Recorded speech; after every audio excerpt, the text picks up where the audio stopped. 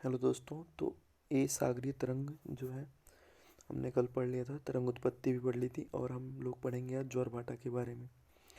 तो ज्वार भाटा क्या होता है?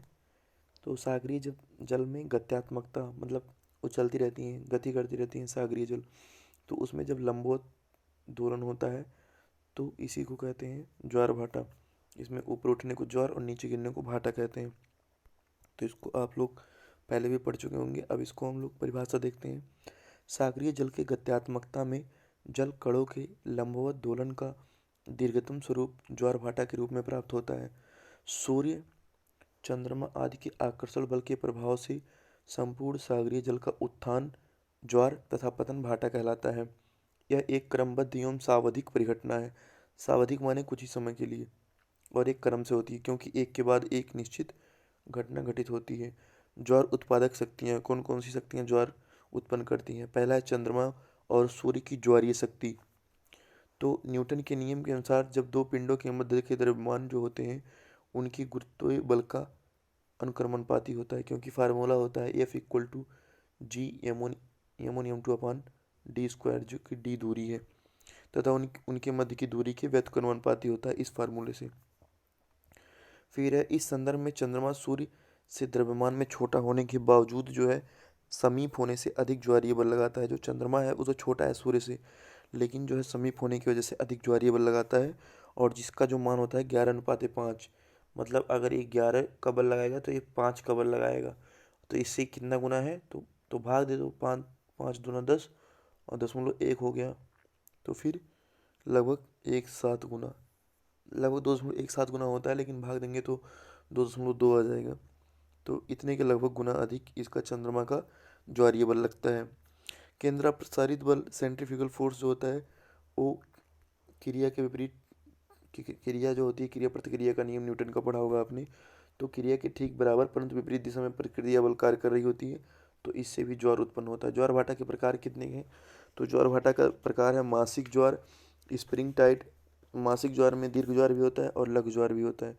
फिर उपभू उपभू एवं अपभू ज्वार, और उपसौर ज्वार और अपसौर ज्वार, विषु एवं अयन वृत्तीय ज्वार। और वितरण में 3 तरह के ज्वार अलग हैं: दैनिक ज्वार, अर्धदैनिक ज्वार और मिश्रित ज्वार। तो मासिक ज्वार क्या होता है? जब सूर्य, चंद्रमा तथा पृथ्वी तीनों एक सीध में होते हैं तो उसे कहते हैं मासिक ज्वार। मतलब उसकी स्थिति बोलते हैं सिजगी, और इसी सिजगी में जो होता है मासिक ज्वार उत्पन्न होता है। और इसमें देखो दो चीज़ें होती हैं।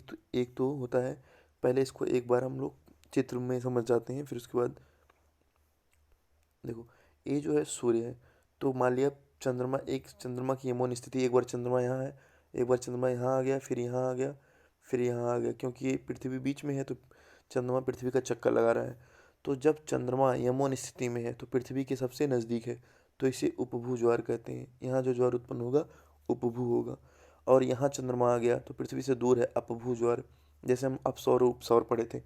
फिर उसी तरह से यम फोर स्थिति में जब सप्तमी और अष्टमी के दिन कृष्ण पक्ष होता है तो उस समय जो है लघु ज्वार आते हैं, क्योंकि ये जो है लंबकोड़ी की स्थिति में होते हैं तीनों।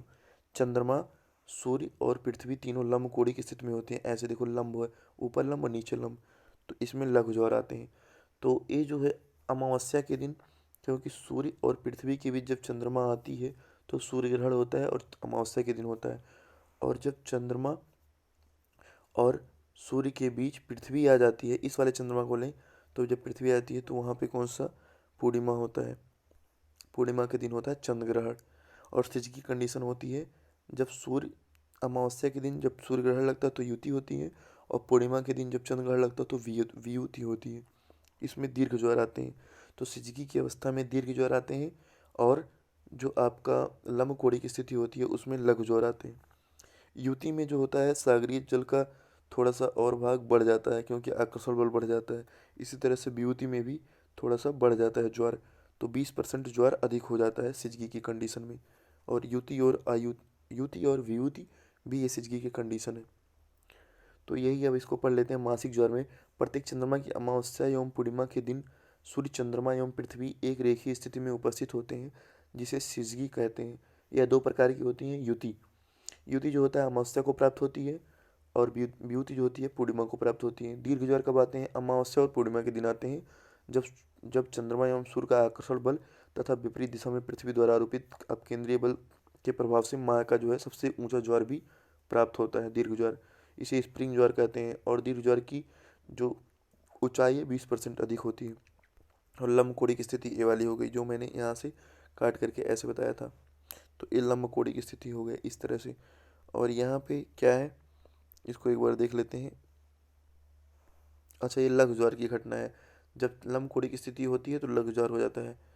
तो इसके बाद फिर लघु ज्वार का यहाँ पे परिभाषा दिया है। प्रत्येक चंद्रमास की कृष्ण पक्ष या शुक्ल पक्ष के सप्तमी अष्टमी के दिन महीने का सबसे कम ऊंचाई वाला ज्वार पाया जाता है, जिसे लघु ज्वार कहते हैं, नीप टाइड। इस दशा में ज्वार की ऊंचाई सामान्य ज्वार से भी 20% कम पाई जाती है, जिसका कारण सूर्य, पृथ्वी एवं चंद्रमा की सापेक्षिक लंबकोणिक स्थितियाँ होती हैं, जिसमें चंद्रमा एवं सूर्य दोनों ही एक दूसरे के विपरीत बल लगाते हैं। तो इसमें लघु ज्वार लगता है, लघु ज्वार आता है। उपभू एवं अपभू ज्वार भी पढ़ लिए। जब समीप हो चंद्रमा, एकदम पृथ्वी के समीप हो, तो उपभू ज्वार आता है और इसके विपरीत अपभू आता है। स्पष्ट है कि उपभू की दशा में चंद्रमा का आकर्षण बल अधिक लगेगा, तो इसलिए अपभू में और ज़्यादा ज्वार आएगा, जबकि उपभू में अधिक ज्वार आएगा और अपभू में थोड़ा लघु ज्वार आएगा। क्योंकि थोड़ा समीप है ना, तो समीप लगेगा तो चंद्रमा की आकर्षण शक्ति ज़्यादा लगेगी। इसी तरह से उपसौर और अपसौर है। उपसौर की स्थिति में पृथ्वी सूर्य के समीप होती है, गुजरती है। और पृथ्वी सूर्य के समीप कब होती है? चार अ, तीन जू अ, 3 जनवरी, 4 जुलाई और 3 जनवरी करके है दोनों। बट एक कंडीशन मुझे एग्जैक्टली अभी याद नहीं आ रहा। 3 जनवरी को शायद उपसौर है और 4 जुलाई को अपसौर है। तो इसी तरह अपसौर की स्थिति जो बनती है तो उसमें पृथ्वी के समीप से गुजरती है, इसलिए सूर्य की गुरुत्वीय बल अधिक कार्य करता है। जबकि अपसौर की स्थिति में पृथ्वी से दूरी रहती है तो सूर्य का आकर्षण बल कम काम करता है, जिससे अपसौर में दीर्घ ज्वार, अपसौर में लघु ज्वार, उपसौर में दीर्घ ज्वार होता है। तो पास में है तो ज़्यादा बल काम करेगा, तो उसमें दीर्घ ज्वार आएगा। विषुव एवं अयन वृत्तीय ज्वार। तो विषुव ज्वार जब देखो 0 डिग्री पे जब सूर्य रहता है और चंद्रमा भी रहता है और पृथ्वी भी है 0 डिग्री पे, तो इसे विषुव ज्वार कहते हैं। तो विषुव ज्वार जब तीनों एक लंबवत होते हैं, तीनों जब वर्ष या चंद्रमास की वह दशा जिसमें चंद्रमा एवं सूर्य विषुवत रेखा पर लंबवत है। तो यहाँ पे देखिए, इसको जूम कर देते हैं। तो ये हो गया सूर्य, ये हो गया चंद्रमा और ये हो गया पृथ्वी। तीनों एक दूसरे के लंबवत हैं, खड़े हैं एकदम लंबवत। तो यहाँ पे कौन सा विषुव ज्वार आता है। और जब चंद्रमा और सूर्य पृथ्वी के लंबवत नहीं है, लंबकोणिक है, तो इसे अयनवृत्तीय कहते हैं। तो जब चंद्रमा कर्क एवं मकर रेखा पर लंबवत होते हैं, एक कर्क और मकर रेखा पर लंबवत है चंद्रमा, तो उसमें अयनवृत्तीय ज्वार पैदा होता है। दैनिक ज्वार किसे कहते हैं? जब किसी सागरीय जल क्षेत्र में दिन में एक बार ज्वार और एक बार भाटा प्राप्त होती है तो उसे दैनिक ज्वार कहते हैं, और ये प्रत्येक 52 मिनट में होती है। इसका कारण क्या है? तो जब पृथ्वी घूर्णन करता है तो घूर्णन के साथ साथ चंद्रमा अपनी कक्षा में निरंतर आगे बढ़ता है और पृथ्वी की परिक्रमा करता है। इस दशा में जब पृथ्वी का एक विशेष घूर्णन पूरा करके 24 घंटे में हो जाता है तो अपने स्थान पर आता है, तो चंद्रमा अपनी कक्षा से 12 डिग्री तक मुड़ जाता है। तो उस 12 डिग्री को पूरा करने में 52 मिनट अतिरिक्त समय लगता है। इसको हमने भी एक घूर्णन की परिभाषा से पहले ही देख लिया। जब ये पृथ्वी घूमती है, घूमते हुए यहाँ पहुँचती है, तो एक चंद्रमा पहले यहाँ था। तो जब ये पृथ्वी घूमती है, ऐसे एक चक्कर पूरा करने में 24 घंटा लेती है, तो चंद्रमा उस 24 घंटे के अंदर यहाँ पहुँच जाता है। और दोनों के बीच कोण कितना बनता है? 12.2 डिग्री। और इसको 48 मिनट लगता है और 4 मिनट 2 डिग्री पूरा करने में 10.2 डिग्री, वो 4 मिनट अलग से हो जाते हैं। तो इस तरह से 52 मिनट का एक्स्ट्रा समय लगता है। एक ज्वार एक भाटा, दैनिक ज्वार। अर्धदैनिक ज्वार में जब किसी सागरीय क्षेत्र में दिन में 2 बार ज्वार और 2 बार भाटा हो तो अर्धदैनिक ज्वार होता है, और ये प्रत्येक 26 मिनट पे होते हैं। फिर ये निश्चित ज्वार। मिश्रित ज्वार माने होता है कि जब किसी सागरीय जल में ज्वार आए, किसी ज्वार की ऊंचाई ज़्यादा हो, आयाम ज़्यादा हो, किसी भाटा की ऊंचाई कम हो, किसी ज्वार की ऊंचाई कम हो, भाटा की ऊंचाई ज़्यादा हो, माने अनियमित हो, कोई अंतर ना हो। तो आयाम में मतलब अनियमित हो, मतलब अंतर बहुत हो, लगभग अंतर अंतर ना हो, गलत बोल दिया, अंतर बहुत हो, ऊपर नीचे आयाम में बहुत अंतर हो। उसके बाद नोट में देखते हैं, पृथ्वी का सबसे ऊंचा ज्वार कहाँ पाया जाता है? नॉर्थ अमेरिका में नोवा स्कोटिया द्वीप है के समीप फंडी की खाड़ी है। तो जब नॉर्थ अमेरिका में मैप में देखेंगे तो वहाँ पे नोवा स्कोटिया द्वीप है और इसमें फंडी की खाड़ी है, तो वहाँ पे भी जो है ये उच्च ज्वार आता है फंडी की खाड़ी में। तो मैं फंडी की खाड़ी देख पा रहा हूँ।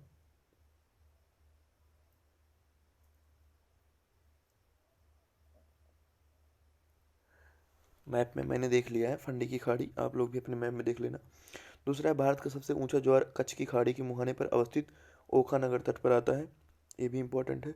और ब्रिटिश द्वीप एवं फ्रांस के मध्य अवस्थित इंग्लिश चैनल में साउथहैम्पटन नगर के समीप दिन में 4 बार ज्वार और 4 बार भाटा की प्राप्त होती है। ये भी मैंने चैनल उसमें देख लिया था, यूरोप और अफ्रीका के बीच में इंग्लिश चैनल है। सॉरी, यूरोप और अफ्रीका के बीच में इंग्लिश चैनल नहीं है, इंग्लिश चैनल आपका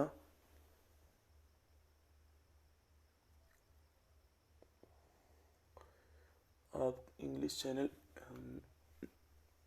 अभी शो नहीं हो रहा, अभी तो मैंने हाँ देख लिया। इंग्लिश चैनल जो है वो आपका लंदन जो यूके ब्रिटेन है उसके नीचे, और उसके नीचे पेरिस फ्रांस, तो उसी के बीच में है इंग्लिश चैनल। तो इंग्लिश चैनल जो है यूरोप में है, तो उसमें भी क्या होते हैं 4 बार ज्वार और 4 बार इंग्लिश चैनल जो बीच में है, इसी के ऊपर एक हैम्पटन है शहर यूके में, तो उसी में 4 बार ज्वार और 4 बार भाटा आता है। ज्वारीय तरंगों के प्रभाव से तटों के समीप निर्मित जलधाराएं ज्वारीय धारा कहलाती हैं। और जब ज्वारीय तरंगें किसी नदी के संकीर्ण मुहाने या लैगून झील में प्रवेश करती हैं तो इनकी ऊंचाई में वृद्धि होती है, जिसे ज्वारीय भित्ति कहा जाता है। अब देखिए ज्वार के महत्व क्या क्या हैं। तो ज्वार के महत्व है, ज्वारीय ऊर्जा का उत्पादन होता है, जिससे दुर्गदवानी ग्रीक में ज्वारीय ऊर्जा उत्पन्न होती है। ज्वारीय बंदरगाहों की स्थापना होती है। पंख या कीचड़ को साफ कर देती है ज्वार। घरेलू साज सज्जा की वस्तुएं मिल जाती हैं ज्वार से, जिसको मछलियाँ भी पकड़ते हैं मछुआरे ज्वार के माध्यम से। और सागरीय जल परिसंचरण में सतही एवं सुतही जल की नदियों की भांति निश्चित दिशा एवं योग के साथ एक विशिष्ट पेटी पाया जाने वाला क्षैतिज। अच्छा, ये परिभाषा है जलधारा की। तो हम सागरीय धाराएं पढ़ेंगे ना, तो इसकी परिभाषा इधर दी गई है। तो आगे हम सागरीय धाराओं के बारे में पढ़ेंगे। ज्वार जो है आपका खत्म हो गया, ज्वार भाटा। तो यहाँ पे हम इंड लिख सकते हैं। Thank you.